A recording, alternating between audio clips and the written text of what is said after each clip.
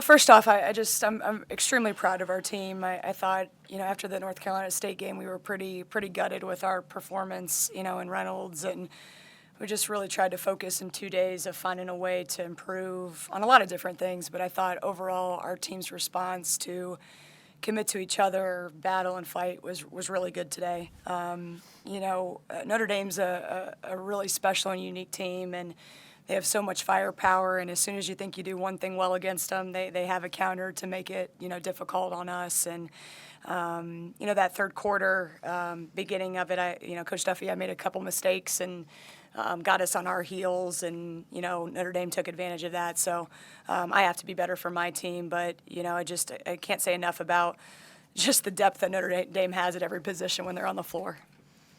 Raise your hands. We'll start up front with Mark. Megan, you had said you wanted a better first quarter than you had in Raleigh. You got a better first quarter than you had in Raleigh.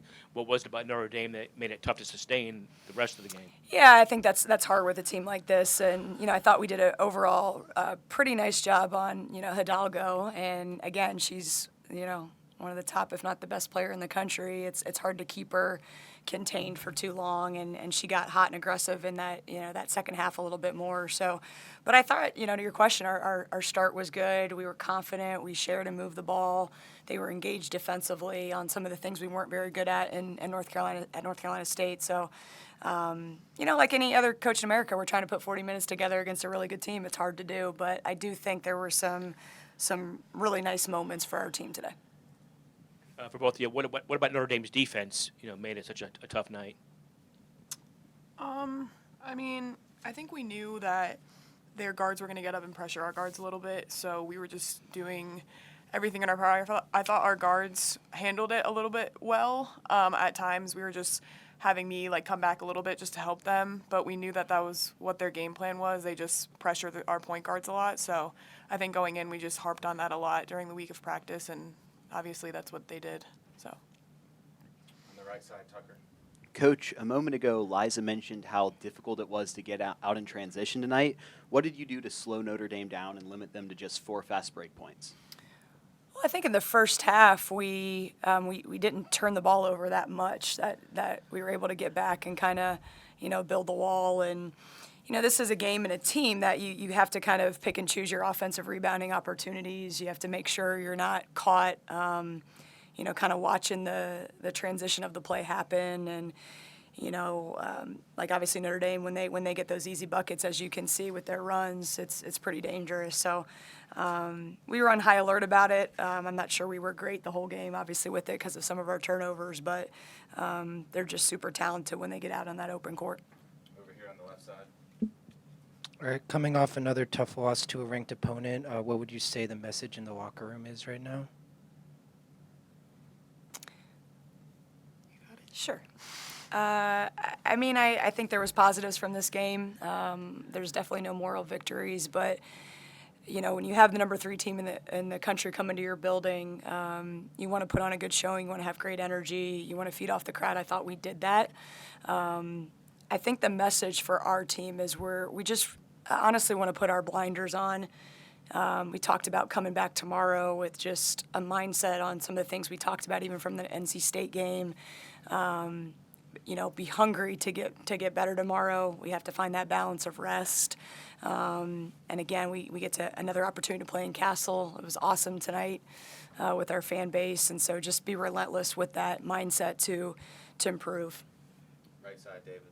Carys, kind of similar to what Mark asked earlier, what did you like about your energy out of the gate, just to kind of match it and to lead for a lot of that first half? Yeah, I think the message with the starters was obviously against NC State, we came out, we got punched really early. So I guess when we got into the huddle, we were just saying we can't come out again like that, especially at home. We need to feed off of the crowd's energy, like Coach Duffy said, and I think we did that in the beginning. So I think I like the way our team came out. Obviously, they're a really good team, and we knew that they were going to make some runs, but I think in the first half we handled it really well, and we didn't get, flustered like we did against NC State. I think we were poised at times, and at times we weren't. And that's obviously when they capitalize. That's what really good teams do. They capitalize when you're not poised. So, yeah. This team, Notre Dame, just defensively for you guys, how challenging is it? Just kind of feels like you you can try to lock down everything, and they just kind of have a way to make something happen? I think they're really unique with the way their guards can defend. Citron does it with her IQ and just the way she can anticipate plays and just steady. I mean, she's guarded some really, really good offensive players this year. And then you got somebody like, Hannah, who, I mean, everybody talks about her, the way she can, pick somebody or cut off an angle, and, it can emotionally and mentally get you a little bit off with your timing. And then I thought tonight it got a little bit contagious for them. Miles started doing it, like even their post started reaching a little bit. And it's different than just denying. It's different than just physicality that we'll see with different teams. And, they're good at it. I thought their defense in the third and fourth quarter was a whole nother notch up. And so again, it's every game's there's a little bit different style. So I think we prepared for it, we knew it, but easier said than done to be able to stop it the whole game. Second row, Miles. Coach, you talked about your energy being up in the first quarter, and so was your three-point shooting. You shot 50% from the field in that first quarter, shooting 3 for 6. But for the rest of the game, the team finished 1 for 9 from the field. What's your message when those threes aren't falling to your team, and how, as a coach, can you kind of change directions and still find a way to put the ball in the basket? I think we've just talked a lot about game to game, just what our execution looks like, and every game's going to be a little different. And obviously, we can shoot the three, we can make threes, but we have a lot of stuff where we can throw it inside and get Carys and Rose a touch, get downhill. I thought we moved it and cut really well in that first half, and I thought they tightened it up a little bit on the defensive end with us with their pressure, and a little bit of you have to sustain it for 40 minutes like we talked about, and we'll look at the film and see if there was more to it, but I don't think we've ever said we're going to live and die by the three, but it was nice to get off to a couple nice ones in that first quarter. Carys, 17 points for you and a career high 11 rebounds for you as well. How have you been working on your rebounding game, and how does that affect the team and kind of help them win in the future? I think just at my position, that's a big emphasis, is just rebounding. So I've just been working on that a lot, and obviously tomorrow I'm going to come in and work even harder just to get those rebounds for my team. I think obviously at my position I can't let up on the boards, because when I do, that's when they capitalize. So I think just coming in and working harder, getting stronger with Coach G, and just working on my rebounding, that's been really big for me. So, yeah. Finish on the left side with Sam, then Mark. Coach, you're going up against your alma mater today. What emotions does that bring up, and how did your time at Notre Dame impact where you are today?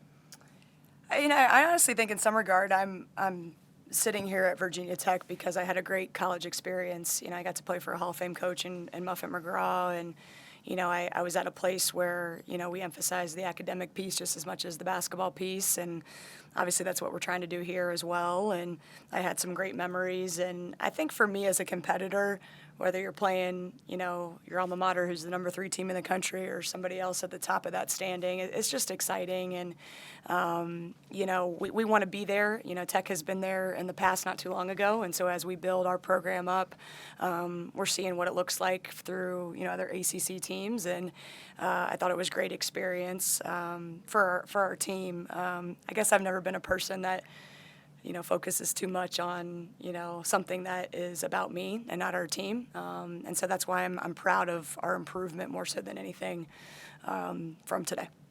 Last one, Mark.